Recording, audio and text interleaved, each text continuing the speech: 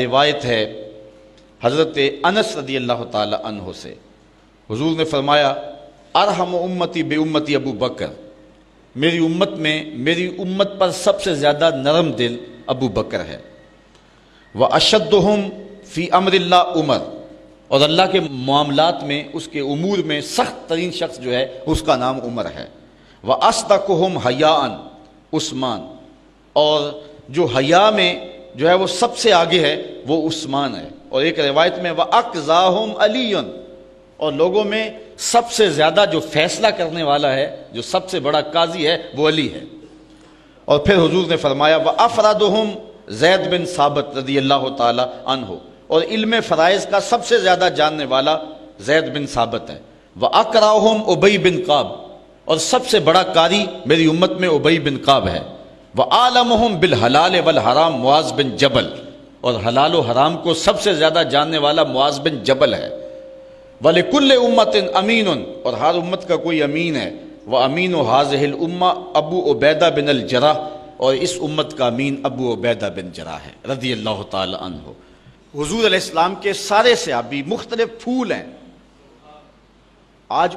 لوگوں کے اندر جو ہے وہ ایک عجیب صورتحال بن گئی ہے۔ حضرت صاحبزادہ صاحب رحمۃ اللہ تعالی علیہ سے کسی نے پوچھا حضرت ایک مسئلہ تو بتائیں کہ حضرت عائشہ افضل ہیں یا حضرت فاطمہ افضل ہیں؟ پوچھنے والے کی نیت تو کچھ اور تھی کہ صاحبزادہ صاحب کو پھنسائیں گے، تو جن لوگوں کو اللہ نے بصیرت دی ہوئی ہوتی ہے بات کرنے کا ڈھنگ بھی دیا ہوتا ہے، اللہ اکبر، تو حضرت سیدہ فاطمہ افضل ہیں اور یا حضرت سیدہ عائشہ افضل ہیں؟ تو آپ فرمانے لگے، اس کی نیت سے تو آگاہ ہو گئے، فرمانے لگے بیلیا اگر دیکھیں بیٹی ہونے کی حیثیت سے تو فاطمہ بیٹی ہے نبی کی اور عائشہ بیٹی ابو بکر کی، ابو بکر کی بیٹی نبی کی بیٹی سے افضل تو نہیں ہو سکتی، اور اگر دیکھیں بیوی ہونے کی حیثیت سے تو عائشہ بیوی ہے نبی کی اور فاطمہ بیوی ہے علی کی، علی کی بیوی نبی کی بیوی سے افضل تو نہیں ہو سکتی ہے،